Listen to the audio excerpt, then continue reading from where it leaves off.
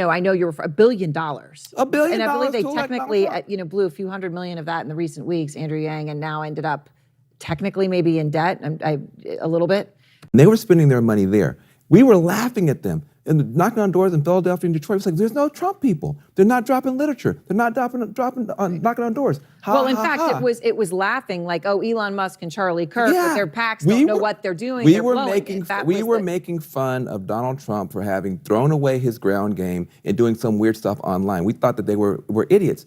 It turned out we were the idiots. We woke up in a body bag. So somebody that's very, very respected asked me to do his show 2 weeks ago, and I said, why not? President Trump closed the border. Kamala Harris opened it by choice. It wasn't accidental. The boys should not be in the girls' sports. The boys should not be in the girls' bathrooms. The boys should not be in the girls' locker rooms. They're wealthy. Now, I know some of you guys are tempted to think it's macho guys. I'll tell you what, man. When I was in Scranton, we used to have a little trouble going down the plot once in a while. From Greenridge. But I'm serious. These are the kind of guys you like to smack in the ass.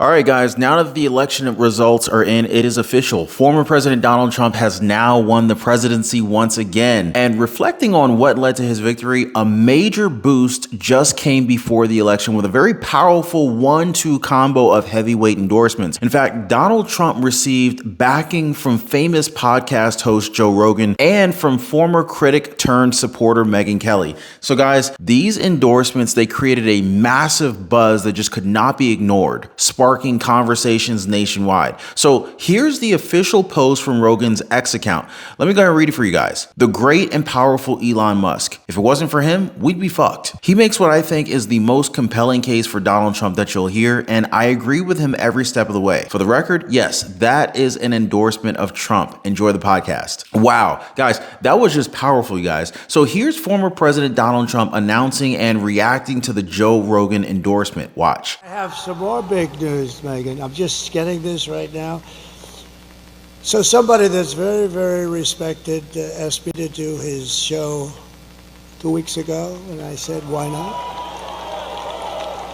And to me, it's very big because he's the biggest there is, I guess, in that world by far. Somebody said the biggest beyond anybody in a long time. And his name is Joe Rogan, and he's never done this before.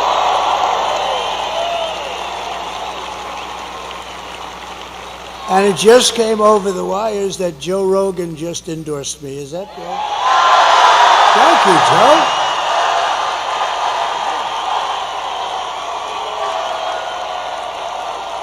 That's so nice. And he doesn't do that. He doesn't do that. What a powerful moment, you guys. Now, I wish that I could have been there to witness this firsthand, but check this out. Megyn Kelly, now a strong supporter, joined President Donald Trump at a Pittsburgh rally where she shared why she cast her vote for him. And remember, there was quite a bit of controversy around this endorsement. Back in 2016, Megyn Kelly, then a very popular Fox News host, famously challenged Donald Trump during the first Republican primary debate, questioning whether he had the temperament to lead the country. Trump even called her nasty at one point. But look where they are now. What can I say, guys? Trump has this unique ability to bring people together, even those who once criticized him, who now see him as a true protector of women. Watch. President Trump holding a rally in Pittsburgh, Pennsylvania. Megyn Kelly is now joining him on stage. Let's listen in. Thinking about her tomorrow all day. 22 years old, killed in Georgia, a young nursing student by an illegal. I'll be thinking about Jocelyn Nungare, 12 years old, in Texas, murdered by 2 Venezuelan illegals. President Trump closed the border. Kamala Harris opened it by choice. It wasn't accidental. She said it would be humane. That's what she and her boss believed. Tell it to Lake and Riley's family. There was nothing humane about it. He closed it. They opened it. It was an intentional choice, and there's no reason not to believe they won't do it again. The boys should not be in the girls' sports. The boys should not be in the girls' bathrooms. The boys should not be in the girls' locker rooms. Peyton McNabb, North Carolina sophomore in high school slammed so hard in the face by a volleyball hit at her by a boy pretending to be a girl, she suffered traumatic brain injury and permanent paralysis. Kamala Harris looks at her and says, "Be kind, suck it up." And that's what's right. Why do our girls have to face brain damage in order to be kind to boys who want to invade their sports? And by the way, they are going into the women's prisons. She changed the law in California to make sure the taxpayers would pay for their sex change operations. She was not just following the law, she changed the law. President Trump will stop it.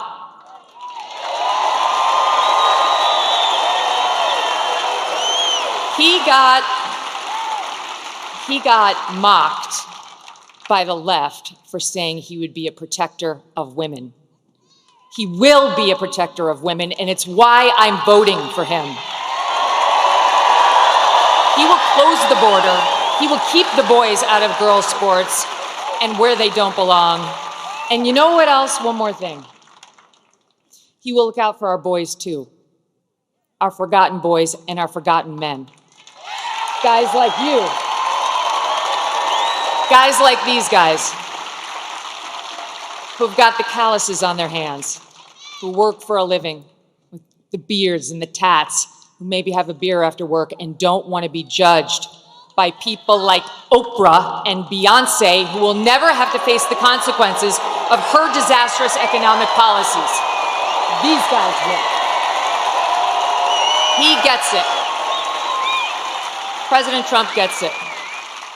He will not look at our boys like they're second-class citizens.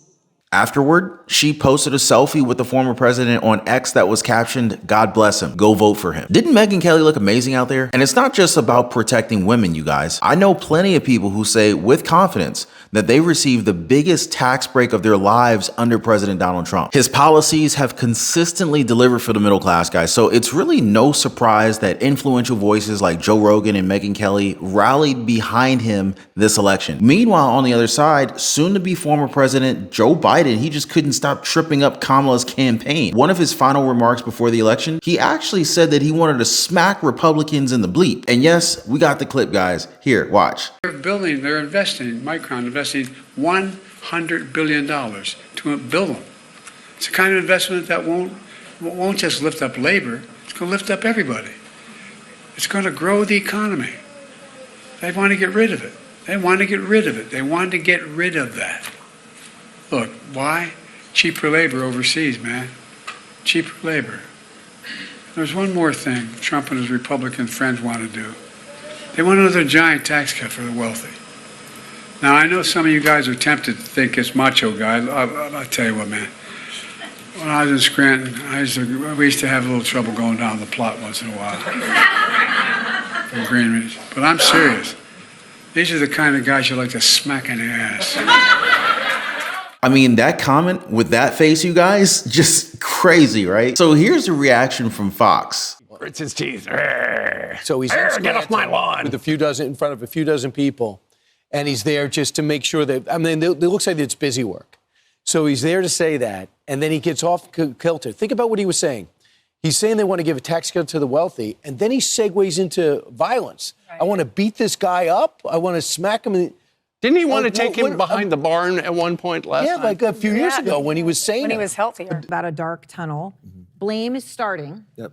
And there needs to be discussion among Democrats. So, Well, look, we spent $1 billion and elected Donald Trump. That's not a blame game. That's called accountability. And the people at the top of the campaign, the top of the party, have a lot of people pissed off at him because there were people who had suggestions. There were people who were saying, why are we doing this? Why it was like, hey, we've got it. We've got this special magical computer formulation. We've tested every ad. Shut up and sit down and go back to work. And so people said, okay, well, I guess you're right. And then we got clobbered, clocked, knocked down, beat up, drugged down. And so people are mad, and they should be mad. And the people at the top are going to have to listen. There is a grassroots rebellion happening in this party, and it's coming to knock on the door of the people who are in charge of the party. That's not blame game. That's accountability. accountability. I mean, and you know,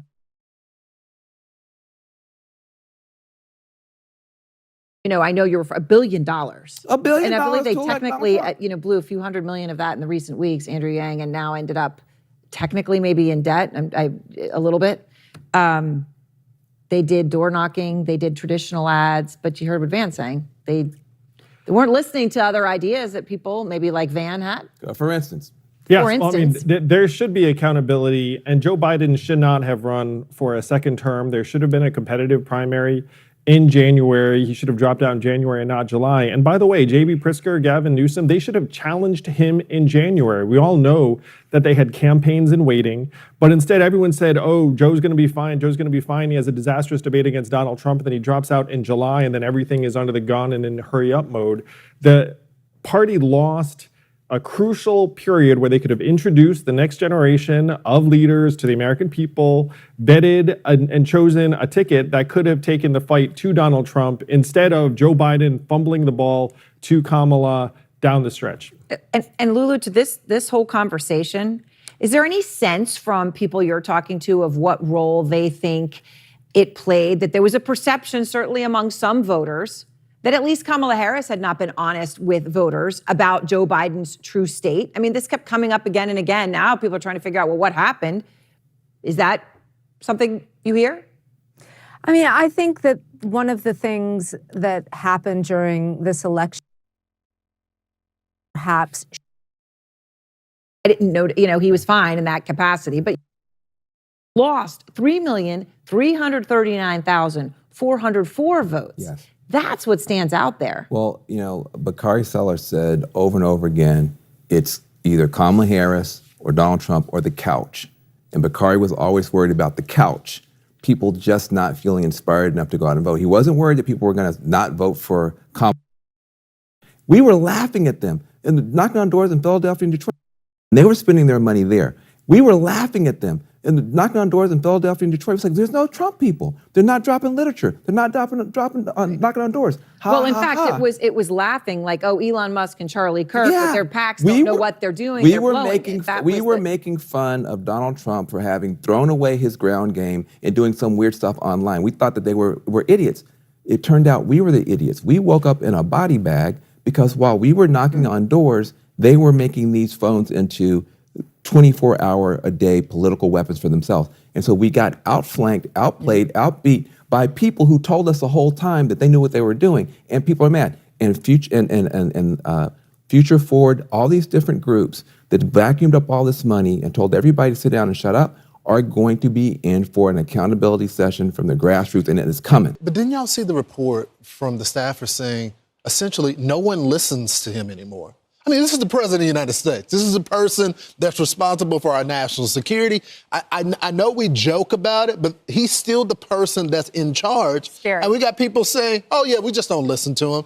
They're afraid to put him on the campaign trail because he does things like this.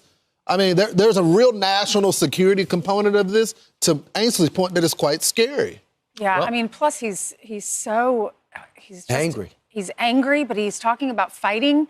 Bless his heart. I mean, I don't want to picture him in a fight. It wouldn't be a fair fight. No, it wouldn't be. So here's my take, guys. The more Biden spoke during the campaign, the better it seemed for Donald Trump. Despite the mudslinging, the American people saw right through it. At the end of the day, voters didn't just support Donald Trump because they liked him.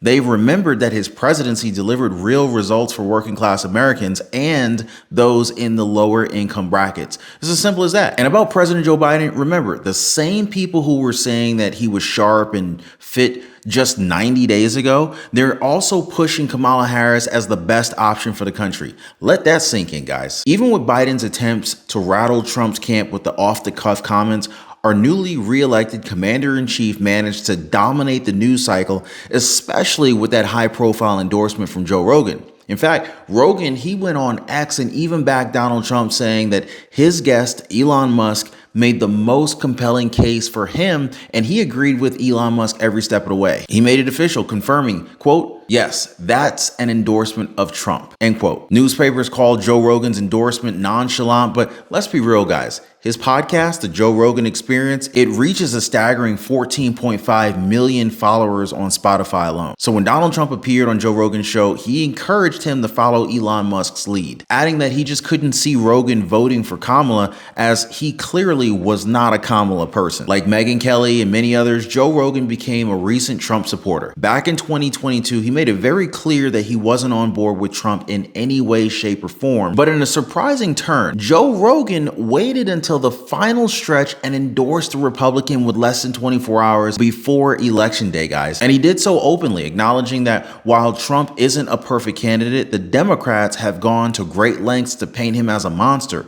amplifying his worst moments. Now, according to Joe Rogan, nobody's perfect. And the real question this election is, who's better? For him, the answer was clear. Trump stood miles above Kamala. Rogan highlighted the irony of Democrats labeling Trump a threat to democracy while supporting Kamala, who, as the least popular vice president in recent memory, stepped into the race without even facing a primary. He criticized how the media was used to paint her as the future and a force of change, despite her role as a sitting vice president. Rogan's points struck a chord, and you gotta wonder if Democrats can actually set aside their Trump derangement syndrome just long enough to reflect on some of these arguments. Trump heard about Joe Rogan's endorsement at his Pittsburgh rally on Monday night, just hours before Election Day, and he even shared the news with the crowd. He called Joe Rogan very, very respected and said Rogan is the biggest name in his field, noting that this was Rogan's first endorsement of a Republican presidential candidate. Trump may have been referencing the fact that while Rogan previously voiced support for Bernie Sanders back in 2020, this marked his first endorsement of a GOP candidate. It was a major endorsement for Trump, though perhaps not surprising given the fact that Joe Rogan's interview with him had already racked up over 45 million views on YouTube by Monday night. And, well, Kamala Harris, well, she declined to appear on Joe Rogan's show. I think we all see why now. Drop a quick yes in the comments down below and also hit the like button if you guys are picking up what I'm putting down here. And while you guys are at it, I highly recommend that you guys subscribe to the channel and tapping that notification bell for more news, breakdowns, and analyses like this one. In fact, we are about, halfway through this video right now, so let's jump back in. Now, one reason the Joe Rogan endorsement of Donald Trump turned into such a big deal, well, the fact that YouTube and its parent company, Google, seem to make it difficult for viewers to find Rogan's highly watched interview with now President Donald Trump. Right before Election Day, searching Joe Rogan Trump or Joe Rogan Donald Trump on YouTube didn't bring up the viral 3-hour sit down at the top of the list. Now it makes you wonder, right? The interview also didn't appear on YouTube's trending page. Instead, it showed results from traditional media news outlets like The Hill, MSNBC, and Fox News covering the interview. Incredibly, even an unrelated clip of Saturday Night Live topped Joe Rogan's interview. How do you explain that? Now, one user noted, quote, "There is no sensible explanation for this, and if deliberate, Google is overtly interfering with the elections," end quote. Elon Musk responded to that post, calling it unreal. YouTube eventually responded on X, claiming that they're working to fix the issue. And soon after, the full podcast began appearing more in YouTube search results. But really, guys, did they have to wait until the internet backlash to make it accessible? The intent seemed pretty clear to me. In fact, the comment section beneath Joe Rogan's interview was flooded with accusations of YouTube foul play. Now, that's all I know. That's all I can say about this right now. One user even shared a screenshot showing a top Google result for Donald Trump Joe Rogan interview featuring an opinion piece from the Arizona Public titled "Opinion: Donald Trump's Joe Rogan interview was a brain-rotted waste of 3 hours." Elon Musk replied to this one as well, simply saying, "Wow." Just more proof that Democrats and their mainstream social media allies were desperate, doing everything that they could to try to stop Trump, but they failed, because in the end, it just wasn't enough. And with Megyn Kelly delivering the second half of that explosive endorsement duo alongside with Joe Rogan on the eve of this most critical election of our lives, well, guys, the momentum was unstoppable. According to former Fox News host Megyn Kelly, Trump represents the protector that America needs. He believes that he will safeguard women's rights, secure the border, keep boys out of the girls' sports, and also stand up for America's forgotten men, the hardworking guys who just want to have a beer after work without being judged by elite figures like Oprah or Beyonce. And that's significant coming from Megyn Kelly, who once had a famous famously tense relationship with Donald Trump. Back in 2016, she questioned his temperament during a Republican debate, and Trump, in turn, he didn't hold back, even boycotting another debate because she was a moderator. But if we fast forward to today, guys, and all of that tension is now under the bridge. Megyn Kelly now hosts one of the top-ranked news podcasts on Sirius XM radio and has publicly endorsed Donald Trump's vision for America. At his Pennsylvania rally, Trump laid out his promise for a golden age if elected. He assured Americans that under his leadership, paychecks will be higher, streets will be safer, communities will thrive, and the future will be brighter than ever before. So as Trump put it simply, Kamala broke it and he'll fix it. So for those who are backing him, that's all they need to hear. With Joe Rogan and Megyn Kelly on board, Trump is already building some strong support. And now, guys, it's your turn. What do you guys think? Are you ready to see a golden age for America under Trump's leadership? Just drop a quick yes or no in the comment section down below. And don't forget to hit the subscribe button and hit that notification bell, guys. With everything that we've been seeing on YouTube lately, we definitely have to stay vigilant, all right? I know some of you guys have mentioned that your subscriptions have been suddenly turning off, so let's just make sure that we're staying connected on the channel. Make sure you're still subscribed, and if you haven't subscribed, please do so now. Well, guys, the great wealth transfer is in full effect. And, you know, whether it's Donald Trump that ends up winning the election or if it's Kamala Harris, oh God, we're in a world of a pickle, as my grandfather would say. Our freedoms are being stolen, guys. Credit card companies are out to get us. And if you don't understand the game, well, you end up getting played by the game. Now, if you're anything like me, guys, you know, you were probably out of shape, maybe in debt, living paycheck to paycheck, and just feeling like the system is just completely taking advantage of you. I remember for a long time, I could rarely ever get any time to spend with my wife. And it's kind of funny because where I used to work with a lot of married men. And a lot of those married men would always complain about their spouses as if they really just didn't even like their spouses, which is sounding like a pretty horrible situation. But that was the case for many of them. They didn't like who they were married to. But I was different. Anyway, through trial and error and through a lot of pain, I figured out how to gain freedom and also lose a lot of weight and actually get in shape. And guys, I'm gonna be honest with you, that was a game changer. To no longer be living paycheck to paycheck, figuring out how to get the credit cards to pay me, the power of a strong credit score. I pay thousands of dollars less per year for the same house as my neighbor just because my credit is better than his is. And this is not to brag. I mean, but this is the truth. The banks are literally taking advantage of the poor. It's like the people who can least afford it, they're charging the poor what is like unofficially called a poor tax or a tax on the poor. I mean, I'm now at a point where, you know, like, number one, I don't pay for credit cards. In fact, credit card companies pay me to use their cards. And I figured out how to build a lifestyle that is just ultimately very, very healthy. I lost a tremendous amount of weight and I put on a lot of muscle. But when I was struggling, I wish I knew people who knew these things. So anyway, I decided to create a community of like-minded people who are also interested, just like me, in living better. So if you guys want to join my community, it's called the Liberty Pursuit Network. It is brand new. Come on over. I'd love to have you guys and join like-minded people. Be positively motivated by others who are also on the same pursuit. So I'm going to leave a link for you guys so you can join me over on the Life Pursuit Network in the description down below this video. So check it out, guys, and let's not be a victim of this great wealth transfer that is taking place right now. And while you're at it, definitely check out our other videos here on the channel. I highly recommend that you guys check out our recent video where we discuss the Democratic attempt to spin President Joe Biden's wild comment calling half of America garbage. And I tell you guys, the mental gymnastics that they had to pull with this one, it was on another level. And so we made sure to call them out every step of the way, just like every time we do this, right? So anyway, check that video out. You should see something coming up here on the left. Check that video out next. Appreciate you guys hitting the like button and subscribing. See you next time.